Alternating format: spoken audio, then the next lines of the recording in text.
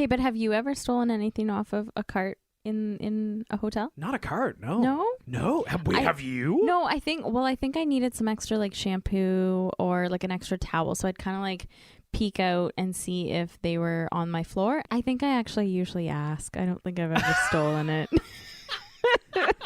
Excuse me, can I steal this here? And they're like, yeah, and then they say yes. So it's not really stealing, but you it's know. not stealing at all. Welcome to the Rom-Com Rewind Podcast. Hi, I'm Sarah. And I'm Devin. And I love rewatching movies over and over again. And I love romantic comedies. So this is a show where we rewatch rom-coms, break them down a bit for you, maybe take a peek behind the curtain, dig beneath the surface, and decide, does it still hold up? Today we have Maid in Manhattan. And before we get started, make sure you follow us on Instagram at Romcom Rewind. As well, we are now on Apple Podcasts, so if you get your podcasts from iTunes, please follow us there, share a review, and Spotify. So, Maid in Manhattan, directed by Wayne Wang. This is the story of Marissa Ventura, played by Jennifer Lopez. She works at the Beresford Hotel in the heart of Manhattan. As you guessed it, she's a maid there, a maid working in Manhattan. She's a single mother. Her son is named Ty. We learn very early on that Ty is very sharp, struggles with some self-confidence, though, and his father is seemingly completely out of the picture. He's kind of absent. Enter Chris Marshall, played by Ray Fiennes. He's a high-profile politician running for senator in New York. He's using a room in the Beresford. It's kind of like a working office while he does a few things in New York. And there ends up being a series of odd events where he meets Marissa Ventura and her son Ty. He doesn't know that she's a maid. She doesn't let on that she's a maid. In fact, she kind of lets on that she's his level of wealth, more or less. They go on a date in Central Park, seemingly fall in love, but there's the issue. He thinks she's someone else. In fact, she gave him a completely different name. He has no idea. She is a maid in Manhattan, and therein lies the conflict. So I've always loved this movie. I really like how it focuses on her life. There's not a ton of other side stories happening during the movie. It's really focusing on their story. It kind of reminds me of a modern day Cinderella story. They come from completely different worlds and but somehow make it work. I like that you brought up the J-Lo thing because it struck me very early on. The first 9-minute sprawl is just Jennifer Lopez with her son Ty going through the process of really building that connection. We go 9 minutes before anybody aside from those two are even really on the screen. And even 30 minutes before anything significant happens with another character. 30 minutes in is when Ty and Chris Marshall meet. Wow, that's it seems so long. It's like all J-Lo. And I really cool, don't though. mind it because you're right. With so many other romantic comedies, there's like the main romantic comedy and then there's the side romance. Yeah. Where it's like, a side character needs to get or the three the or sister's four. cousin or whatever. Yeah. Would they be related then? Wow, that was weird. Ooh, the best friend's sister's cousin. Oh, man. You know what I'm trying to get at. There's a side love story, but this was all J-Lo. In fact, it was barely even the other two. I'd put it like 90% J-Lo, 5% that kid, 4% Ray Fiennes, and like 1% all the other side characters. I mean, the son is why they meet in the first place, right? And He's also in the elevator. He is the biggest wingman of life. Big time. I like to think Ty grew up and ended up on Jersey Shore because he could really, Mike the Situation Sorrentino could really use a guy like that. Oh my God. No, the kid is way too smart. I think in the movie, adorable. She's reading a book on having a gifted kid. Yeah, I think you're exactly right. He's very, right. very smart. Oh, he's extremely smart. But let's not discount the fact that he worked hard to get Chris Marshall laid here. He did. He was definitely in his corner. He was very successful at that. Yeah. Yeah, so my thoughts are that it was a little bit refreshing to have a movie that was so singularly focused where you could really dive deeply into this character of Marissa Ventura and see a lot of better life instead of, darting between a couple of different stories and kind of, having to focus on a few different things. The paperclip scene was really cute. I really liked that. Yeah. So Ty, her son, is at school and is doing a speech. And goes up there and gets too nervous, can't finish his speech. He runs off stage, has a fear of public speaking, essentially. Yeah. And Chris Marshall, a little ways down the road in the movie, Ty meets Chris Marshall in the elevator, and then they eventually end up talking about public speaking on their walk in the park. And Chris Marshall says that he uses a paperclip. He keeps a paperclip in his hand during all of his speeches. It ends up helping him, and it's really, really cute. And I actually use this. Wait, when you public speak, Yes. you use Christopher Marshall's... Yes, so I saw it in this movie. Wait, it's actually from the movie that you do this. That's bizarre. Yes. And so it's actually helped me a ton. Oh like my God. legit, because like if I keep my hands busy during my presentations or when I'm public speaking. Are you conscious of that you're like, I'm going to touch something in my pocket? Like if I'm going into like a meeting and I know I have to present, like I'll grab like a paper clip or something and I'll keep it in my hands. If I'm sitting, then I can just like fidget with it underneath the desk, and I can just like keep moving it in my hands while I'm going through my speech or my presentation. It's legit helped me. We okay. You're stunned. We need to do a flashback here, and I'm gonna add this clip in post, because if you didn't listen to our Hitch episode, I had a similar comment. But we are wildly different people, because my comment was that I basically learned my dance moves from Will Smith and Hitch. Like, that sat deep with me, and I actually followed Will Smith's advice in this movie for years. Stop it. Where he's like, all you got to do is just got to bop. You just got to sway. Oh my Don't God. like, you are an iceberg. 90% of you is beneath the surface, right? So for context, you gained public speaking advice from a rom-com. Yes. I gained dancing advice from a rom-com. Yeah, we're quite the pair. Wildly different. Okay. All right.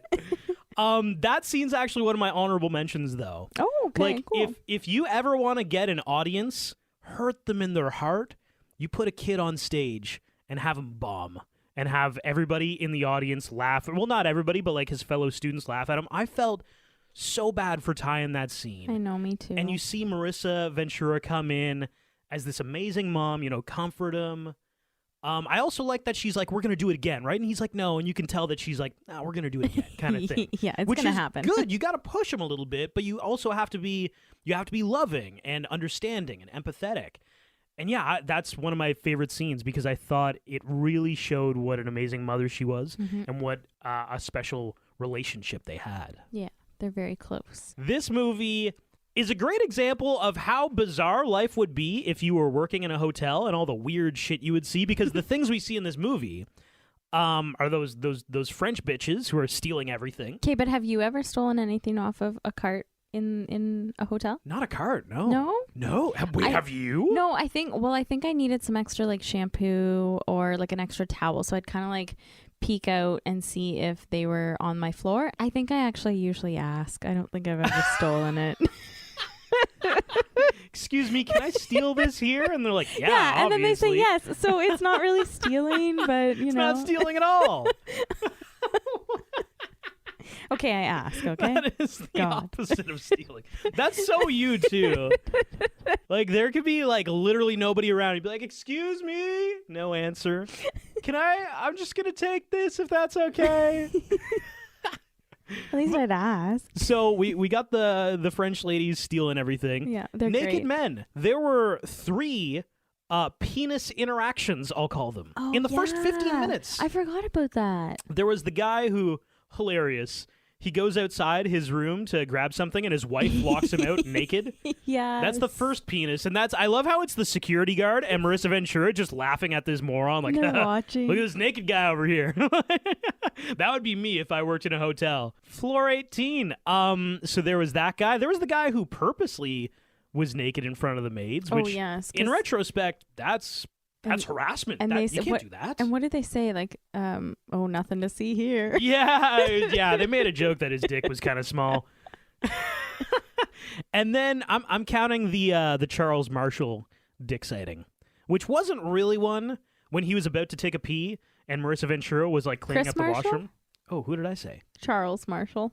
I don't know who Christopher Charles Marshall, is. Charles Marshall. I don't know. I'm gonna count that one because I I mean, she probably kind of saw it, right? She probably saw a little bit. I think she saw more than he saw her, right? That's kind of what she says in the end of the movie, where she's like, I was in your room. I did see you, and you didn't see me. Wait, was she making a penis joke there? No, she wasn't making a penis joke. I thought that's what we were talking about.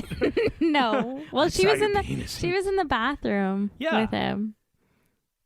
Do you think she was talking about his No, package? No, I don't think she was talking about his package at all. We're really bogged down on the penis thing. I'm sorry I brought it up.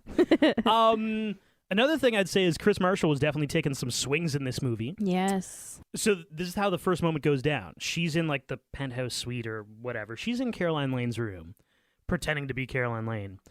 And Ty comes up like, hey, this is my mom. And Chris Marshall right away is like, oh, why don't you come to the park with us? If your husband doesn't mind. Oh, hello, Chris Marshall. Wow. Within the first 5 seconds of meeting somebody, He likes her. Oh, yeah. Okay, and then in the park, when she's sitting on the bench and she goes down to sit on it and she's like, oh my God, I almost sat on your face. The delivery of that whole scene was like... Oh my God. It was funny, but it was like uncomfortable. It was. And then, but then they get up to continue walking, and the magazine is stuck to her butt. She is on his face, actually. Yeah. And then he tries to get it, and she's like, what are you doing? Yeah. And he's like, and then her son comes back and goes, Mom, the magazine's stuck to your butt. Okay, I've got a question, though. Okay. The Central Park scene. Mm-hmm. I didn't get the impression that she was as into him as he was into her.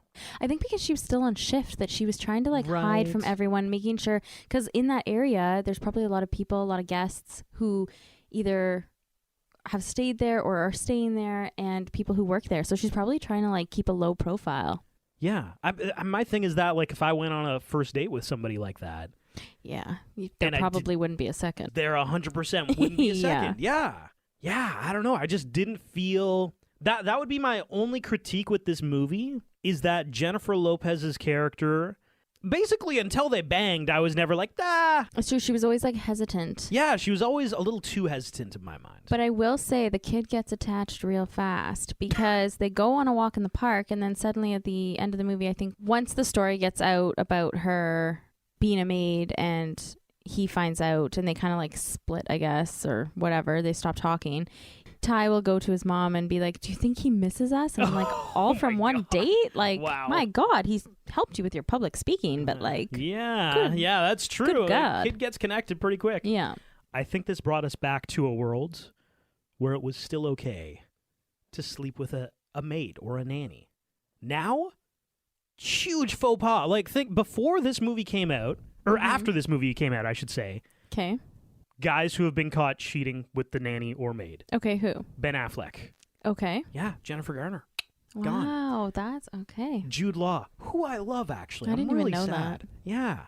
Ethan Hawke. Really? I think the Jude Law and Ethan Hawke are allegedly. Okay. Arnold Schwarzenegger, that was very well known, that him and the housekeeper. Yeah. So maybe this movie was onto something, because within 10 years of it coming out, all these friggin' idiot guys got caught banging the maid or the nanny. Yeah. Maybe it almost set the tone where they're like, hey, the maid, what an idea. It's like the milkman, right? Yeah, exactly. Except guys are clearly better at getting caught. I guess because we have all these stories. Any other thoughts? The workout scene. So there was a ton happening. I don't know if you remember it. The trainer is trying to get them to work out. Caroline. So this has to do with Caroline Lane. Oh, that's right. And her friend. So Caroline Lane is played by Natasha Richardson, who's Liam Neeson's wife. Oh, okay. I didn't realize that. Yeah. Well, late wife, yes. I should say. So yeah, the trainer's trying to get them to work out. She's bitching to her friend about her ex-boyfriend, and then the butler's coming in and asking her if she has an answer to the lunch date that Chris Marshall invited her to. Obviously, it's not Natasha Richardson's Caroline Lane. It's J-Lo's Caroline Lane, because she gave a fake name. Completely different Caroline Lanes, yeah. Yeah, and then, of course, her saying yes and getting up and getting ready and whatever and showing up to the lunch date. Yes. Yeah, and then this is where Chris Marshall learns that Caroline isn't really Caroline. Oh, I've got some thoughts about this. Okay, the look on Chris Marshall's face is absolutely priceless. Like, what would you do if that happened to you? Great question. Okay. I actually have some thoughts on it. Okay, awesome. Okay, so scenario. You meet a girl and you're like, wow, I like this girl. You invite her over for lunch, which is what happened. A woman who is not that person, a British lady, walks in and is just completely like she's supposed to be there. I really like that about Caroline Lane's character. She just walks in almost mid-conversation with him. Like we were just talking 5 minutes ago. Yeah, just like where they left off. I think they had met like once before at like some random person's party or something. And he's like, who the f*** is this lady? So here are my thoughts. What do you do? Option 1, you go through with the lunch date, right? Of course. Boring. It's what Chris Marshall did. I don't like it. You think that's you'd okay? have to. What would you do? Oh, okay. Option 2, you just hit it and quit it. But oh my God. I know, it's an aggressive move, but there's an asterisk here. You do it not great. Like, just have some very, very subpar sex and almost push her away. Make her realize, you know what, Chris Marshall, not all he's cracked up to be. That keeps you completely open to pursue your relationship with Marissa. Although he doesn't know who Marissa is, really, but... Those are the only options? Nope. Option 3. Okay. Jerry Siegel. Yes. Stanley Tucci's character. Totally. Amazing. I love him in this movie. Me too. We could have used that guy to his full potential in this moment. Oh, yeah. I actually think he should have been in the movie more. Okay. He's a great side character. Stanley Tucci is great at, like, if you want to give him, like, 20 minutes of screen time and just do something amazing with it, he's so good. Like, I don't know if he could carry a movie by himself, but as, like, that second or third character. Yeah, he was amazing in Hunger Games. Yeah. Yeah. So he is this singularly focused campaign manager who is just like, you do whatever it takes to win kind of style. I think if Christopher Marshall walked up to Jason Segel and was like, listen, man, you need to get that lady out of New York City for 48 hours. I think he'd come up with something. I think think she would end up on the wrong bus, the wrong cab. She'd end up in New Jersey or something. And I've never lived in New York City, but from what I hear from people in New York City, it takes you like at least 48 hours to get from New Jersey to New York City. So then you're good. She's gone. I think Jason Segel could have really helped out in this moment. I think he would have taken one for the team for sure and brought her somewhere where she wouldn't have been able to figure out how to get back. Yeah, he would have gotten rid of her. Not in like a murder way, but just like she would have been out of the picture. Totally. Yeah. For at least the weekend. Yeah, at least the weekend. Give me 48 hours. You'd be like, you know what? I can give you 48 hours. Sure, I can do it. Okay, so her friends in the movie are so great. Like, they help her so much throughout the movie. They go as far as like risking their own jobs for her. That's what I really liked about it. Was to your point earlier that they were able to develop some of the characters really well throughout the movie because there was only one focus to the movie, was this one storyline. Right. So, you know, she's really loved by all of her coworkers and friends, and her friend, the butler, even quits when she gets fired. That scene was kind of funny to me, how like they treated you badly, so I'm going to quit. I know you looked over at me and you were like, is he leaving? Did he actually quit? And I was like, yeah, he leaves. This is his last scene. Like, this is it. And then he walks down the hallway and just like that's it. Like a fucking badass. Like, he's just peacing out. I'm out of here. Bye. Doesn't even tell anybody. He just gives his card to the dude. I will say, though, Lionel is his name. He gave the strangest movie ultimatum. Because, so he realizes Marissa Ventura you're right. is kind of, like, her and Chris Marshall have a thing going on. Mm-hmm. She is trying to become a manager, and he says to her, he's like, listen, he invited you to the Met Gala. You're going to go to the Met Gala. And you're like, oh, wow, Lionel's so nice. He's like, you're going to break up with him at the Met Gala. I'm like, oh, okay. And then he says, until you become a manager. Yeah. How does that logic make sense? Break up with him for 6 months and then revisit this. You can back together. Yeah, that doesn't make sense. Yeah, totally. Also, I do agree her friends are great, but I'm going to give them a B- in that situation too. Because if you remember how it goes down, she explains to them, she's like, I need to break up with them. Yeah. If I want to become a manager. And all all of them say, yeah, break up with them. Mm-hmm. You got to become a manager. Don't go going after that dick. If you have a chance to like get a guy with all that money, you go for it, right? 100%. Are you just dating him for the money? If there was a woman that I could date who was really, really rich, I'd take a swing at it. You know, just see. Okay. It's like you could be a hotel Gold manager. digger. You could be a hotel manager, or you could marry Serena Williams and be like, well, I'll just take a swing at it anyways, just to see what happens. You never know. Oh my God. Right? Is that horrible? Well, like I said, a gold digger. So going back to the whole Cinderella thing, I mean, I guess you could say that Caroline plays the role of the jealous stepsister. Yes. Yeah, because like 100%. she totally goes after Marissa after she sees the necklace, because that's kind of the cue, right? That's the glass slipper. The glass slipper is the necklace. Did you read this somewhere, or did you just come up with that? I came up with it. Wow, that's pretty good. I like it. I mean, I'm sure it's probably somewhere in some article, someplace. But No, that was all you. You got it first. but I was totally rooting for Marissa the entire time throughout the movie, and I loved this movie because of that. I just wish she liked Chris Marshall a little bit more. Maybe their chemistry just wasn't there. Maybe, yeah. Yeah. Rafe Fiennes. Maybe it's because his name is spelled Ralph, but he makes people pronounce it Rafe. Like Anna Faris. Honestly, I didn't realize that until you told me that. Completely kills the mood, Rafe. Quick facts. So when this movie came out, J-Lo was 32 and Rafe was 39. And that makes sense. He does seem like a little bit older than her. Yeah, he does. I mean, I didn't think he was that old, but I also didn't think she was that old either. I don't know why I thought she was a little bit younger. Really? No, I would have put her early 30s because, like, think of how old Ty is, right? Oh, yeah, that's true. So the film is actually loosely based on a true story. Oh, what? Yeah. So in 1959, Stephen Clark Rockefeller, son of New York Governor Nelson Rockefeller, married Anne Marie Rasmussen, a maid who had worked at his family's Manhattan hotel. Wow. Mm-hmm. 1959. Yeah. Wow. They went digging for this story. Yes, I like it. Yes, they did. So John Hughes, who was originally supposed to direct the movie. What? Yes. He also wrote the screenplay Oh. and originally called it The Chambermaid, which I'm really happy they didn't go with that. Wow, the chambermaid sounds horrible. Right? Would it have been medieval? I feel like chambermaid you just assume is... So it was, like I said, loosely based off of a true story, but the screenplay that John Hughes wrote was a story from the 1920s. So Okay. even further back. Wow. But for his screenplay, he originally had Hilary Swank as the lead for the movie. Yeah, I could see it. How old would Hilary Swank have been back then? I don't know. Pretty young. Yeah. Yeah. Younger than J-Lo. Yeah. And then so by 2001, Hilary was out. J-Lo was in. New director. With the new director came a new screenplay written by Kevin Wade, which updated the story The Chambermaid from the 1920s Thank up God. to kind of present days. Thank God. Yes, because I think it wouldn't have been as successful of a rom-com as it was. I completely agree. And I like Hilary Swank, but I think J-Lo was kind of the perfect person at the perfect Agreed. time, too. She was really peaking Yeah. around this movie. Around this time, she had so many other rom-coms come out, and like they were all very successful. Well, The Wedding Planner, I think, was 01, and this was 02, right? So, Yeah. bang, bang. So I guess to kind of keep with the vintage vibe, though, the pink gown that J-Lo wears in the movie to the gala is actually a vintage dress from the 1950s. Really? Mm-hmm.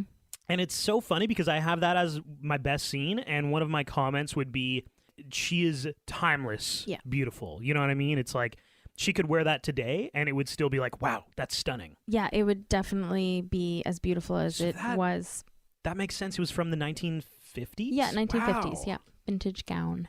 Okay, so guess who was also interested in playing the lead? Let me think about this. 'Kay. 2002. Mm-hmm. Not Julia Roberts, because it's too similar to Pretty Woman, I feel. I'm going to give you a solid, not Sandra Bullock. Yes. What? Oh! She was interested in playing the role Okay. at one point. And I'll give the other one Ava Mendes. Okay, Julia Roberts. Oh, it was Julia Roberts. Yes, but she turned it down early on. Okay. So she read the screenplay. I'm not sure if it was The Chambermaid or if it was the newer version. Oh, if it's the Chambermaid, But she that's a did no. change it. She did low key kind of turn it down. But her sister is in the movie. But Julia Roberts' sister is in She's the movie. actually in most movies that Julia Roberts plays in. But she's also in idea this about one. this. I know. Julia Roberts she always just has. hides her sister and shit. Like, Okay, what? stand here in the background. Dude, is that what it is? Because, Yeah, she does play like a low key side role, kind of. oh my God, Yeah. that's so funny. Mm-hmm. Yeah. So there's a telenovela based on the movie that came out in 2011. A telenovela? Yes, there is a telenovela. And what? Ralph Fiennes played, did you know that he played this role? He Who Shall Not Be Named. Lord Voldemort! Yes. Oh, yes, he did. Tom Riddle. Wow, that's a hard one because his nose is basically non-existent. Well, in the yeah, movies, and I mean, so- he must have so many prosthetics on his face that you'd Yeah. never know. I actually didn't know that until I read that. Actually, you know what? I think they did it all in post. Because you watch some Oh, of the really? shoots. Well, I mean, in the shoots, he's got like his actual nose because clearly you can't remove a nose. I just realized how stupid that sounds. All right, guys, we're going to do the nose removal. But there's like a famous behind the scenes picture that somebody took of like Dumbledore and Voldemort just like laughing hysterically at like a joke somebody made. And he It had was his very, nose? and he had his Oh, nose that's because good, you that's can't good. remove a nose. No, you can't. Oh, God. So in the original movie posters for the movie, J-Lo's character is holding a Swiffer in her hand. Oh, that's a little bit too spot on, I feel. Yeah, so when the movie was released on DVD, though, the Swiffer duster had been removed due to copyright. Oh, because it was a Swiffer. I thought that was crazy. I mean, I feel like you'd buy the rights to do the poster, and then you'd continue on with that during the DVD process too, right? It's a good question. I mean, I know like some TV shows that copyright music for it. Okay. They only copyright it for a certain amount of time. Oh, So, okay. like- Maybe by the time it was released, they That's didn't have right. it anymore. Interesting. So, like, for example, WKRP in Cincinnati, when it originally aired, it had Yeah. actual music. But then now that, like when the DVDs came out, they had to redub the music because they didn't have the rights to it anymore. What? Yeah. That's crazy. So, like, if you listen to any of the new WKRP in Cincinnati stuff, it's Yeah. all just, like, random music that you're like, what the f*** was that? And he's like, that was Fleetwood Mac. And you're like, nah, it was not Fleetwood Mac. That's so strange. Oh man. So the singer at the ball is Glenn Lewis, and he's actually Canadian. Oh, at the Met Gala. Yeah, he's the singer. I kind of liked it. He had a swagger. Yeah, Glenn totally. Lewis. I don't remember him releasing anything. I don't think he did. Oh, I will be poor honest. Glenn. I think he starred on a few late night shows, did a few talk shows and stuff as a guest, and then And yeah. Made in Manhattan, Mhm. clearly. Yep.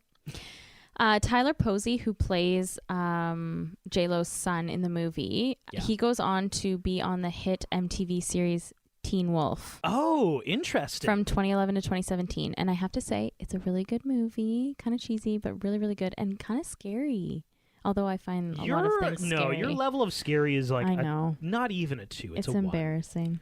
That's such a weird career trajectory. Has he done anything else? So he did. Oh, he was in Jane the Virgin for a bit God. after Teen Wolf. A few little things here and there on a few TV shows. Oh, he was in Marvel Rising, which was a TV mini series short. Fast and Furious Spy Racers, which is a TV series. That was his newest one. That sounds horrible. Yeah, as a voice. Was it like animated, I'm I assuming? believe it is. Okay. Tony Toretto. Tony Toretto? Yeah. Is that not like the main guy's son? Isn't Vin Diesel Toretto? I have absolutely no idea. I've only seen 3 of them. I've seen... Up to Tokyo Drift. Oh, I think I've seen 3. Yo, Tokyo Drift was good shit. I know, I liked it. Tokyo Drift, like number 1, of course. Tokyo Drift. Yeah, and I haven't seen them past that. Once so I don't know. once Dwayne Johnson got involved and it became more of like so a cheesy. action movie Yeah. I than don't- like just like racing cars. Yeah. When the submarine comes out of the ice, that's when I'm like, this is not about cars anymore. Okay, so do you want to go to best scenes? Yeah, sure. Obviously, I talked about my best scene a little bit, but the Met Gala, Chris Marshall, Marissa Ventura, when he sees her though, because like he sees her, everybody else seemingly sees her. You know those scenes where everybody's like, Oh yeah, everybody Gawking at the one turns and person. looks yes, as they're walking down the stairs, and you're like, "Oh my God, she's beautiful." she's so pretty. Yeah. But it's more the lines for this. So Marissa walks up to him. Oh yeah, this And is she good. says, I just came here to tell you this can't go anywhere after tonight. I'm sorry, but it just can't. And Chris Marshall, he eyes her up and down. Like his eyes flick up and down her dress. He was checking her the f*** out. And he says, then you should have worn a different dress. Boom. Wow. Yeah, That is one of the... I mean, it's an extremely cocky line. totally. So much confidence. Big But at the time. same time, it's like it's well placed. You know, Yeah. you can only use a line like that in certain scenarios. And he picked his moment and he went for it. Oh, yeah. I was like, oh, he did it. Because if you say that at the wrong moment to the wrong person, completely falls flat. Totally. But just the way it was set up, it's like, oh, yeah, Chris Marshall? Yeah. Hell yeah. So mine is actually just before that when she's getting ready. Oh, I actually hated that. Why? Well, give your part first. Okay, so I love that scene because the music's fun. All her friends in the other departments from the hotel are helping her get ready. I don't know. I just thought it was like so much fun. Like I was bopping and dancing. Oh my God. I love getting ready to go somewhere special and like getting all dolled up, and you know, she got to wear a Harry Winston wreath necklace, 195 pear and marquise shaped diamonds, totaling 136 carats. That's some quick math. It was beautiful. I have a love-hate relationship with rom-com cliches. Oh, but I love them. And when everybody's getting ready and the music comes on and everybody's dancing. I love it. So let's go through it. We have the glamping montage, trying on a dress, putting on jewelry. Love it. A very quick dance sequence with just the girls. Totes. Other cliches that we have in this movie, we have people from two different worlds colliding. Mm-hmm. You know what a fun drinking game is? Drink every time somebody brings up the fact that he's a Republican. Oh, yes. I feel like they really had to hammer home, like, that guy's a Republican. And then the fact that he goes to such wild lengths to find the love interest when he's, like, trying to figure out who... And somebody else shows up for lunch. This other British Caroline Lane shows up. Yeah, I mean, that was the only part where I kind of zoned out a little bit. I'm like, oh, here come all the cliches. Let's get them all done in like. But that's what makes them rom-coms. Oh God, yeah, you're right. That's why I can watch them over and over again because they're so much fun. So much fun. I already kind of mentioned my first honorable mention.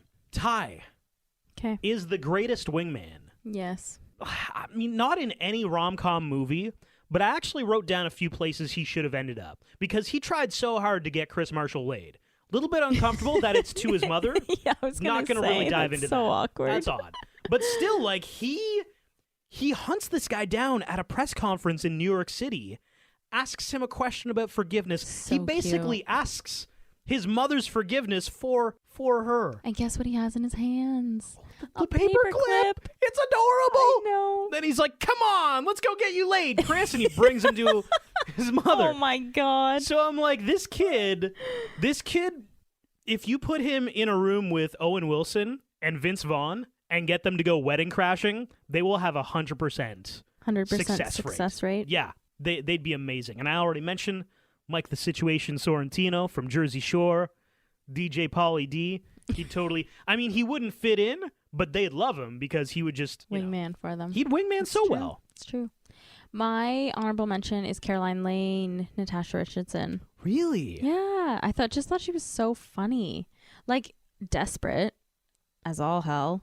Oh, so desperate. Oh, my God. But it was entertaining. Like, she kind of made the movie, I guess, more entertaining. When they were having the lunch meeting, like, I think he could have been like, all right, you just want to bang this out? She'd be like, yes, let's do it, please. Very, very, She wanted some. She totally did. Yeah. My other honorable mention is, as we talked about before, Stanley Tucci. Yes, I like him. Jerry Siegel. Yep. He's a mood. Like, he is the perfect... He is a mood. That's a really good descriptor for him. He is a mood. He's a mood. He's the frantic... I like that. Distrusting, eccentric campaign manager. Like, I feel like when you watch the show Veep, you're like, wow, there are so many Jerry Siegels around here. They're all just like, they're stressed about something, and they're upset, and they're like, what are you doing over there? Like, you should be over there. Like, who's taking pictures of that? Who is that guy? I think Veep is in a league of their own. Yeah. But Jerry Siegel could fit in there easily. Yes. Yeah. Oh, they should have cast him for that show. He was brilliant in it. I thought, he could have been POTUS. He could have been POTUS, yeah.